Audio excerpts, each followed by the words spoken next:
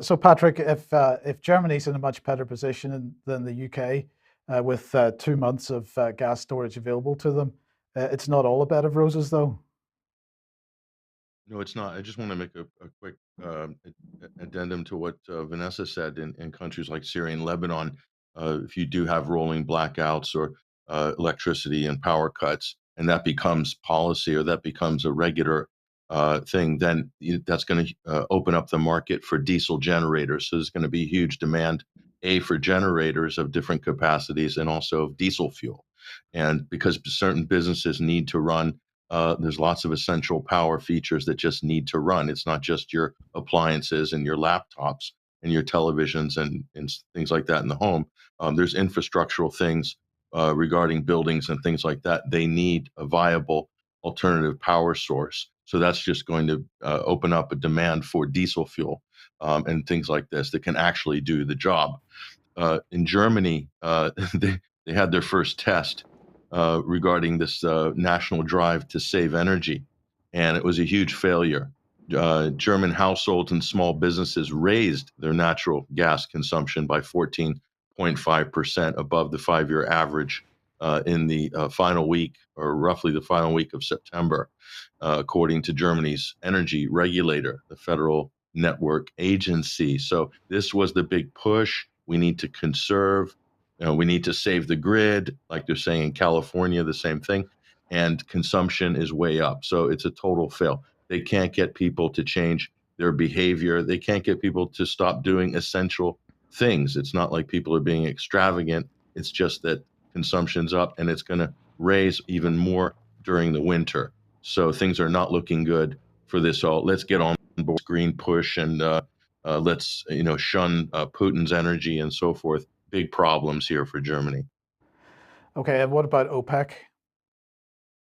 Okay, this is right now one of the bigger pre-election stories in the United States. So OPEC plus one, OPEC and allies, Russia's included in that. There's a lot of pressure by the White House before the midterms to increase production because right now the price at the pump is. I'm in California right now. It's nearly $7. It's like $6.80, $7 a gallon. This is a nightmare for the Democrats going into the midterm elections. So basically, the Arab countries, and the main OPEC leading countries, Saudi Arabia at the forefront, basically said no. We're going to decrease production. So what's going on here? I think might be a little bit of well, it's pragmatic from the oil producers' point of view. They have to guard their future earnings and profits and viability in this Green New Deal, aggressive Green New Deal environment.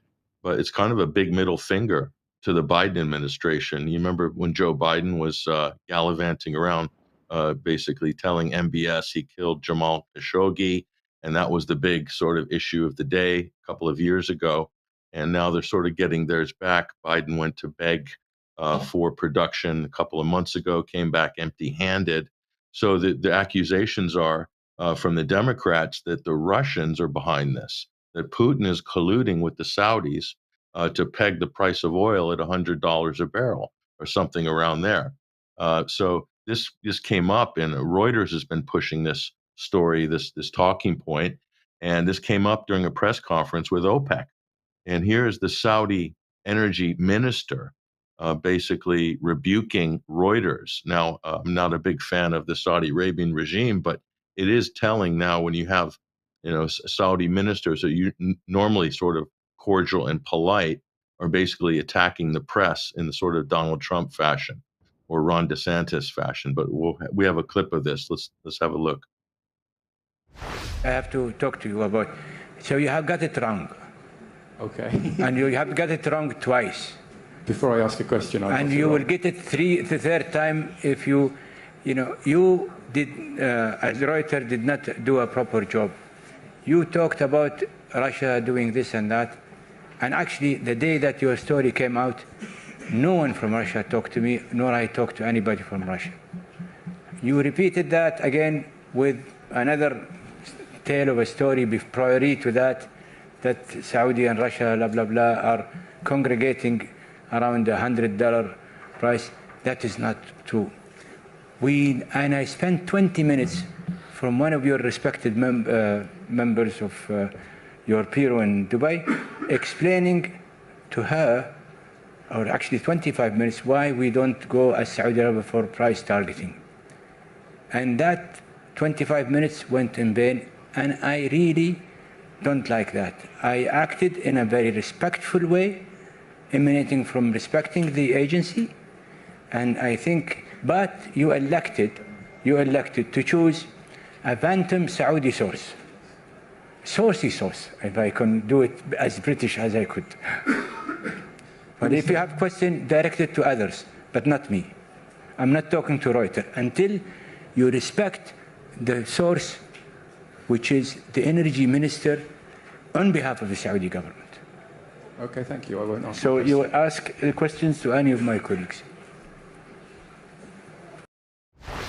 Yeah, that's quite an incredible situation, Patrick, where Reuters is being told off in this way. It's unheard of, as far as I'm aware. There's clearly been quite a bit of pushback on the BBC, but Reuters is supposed to be even more sort of down the middle than even the BBC.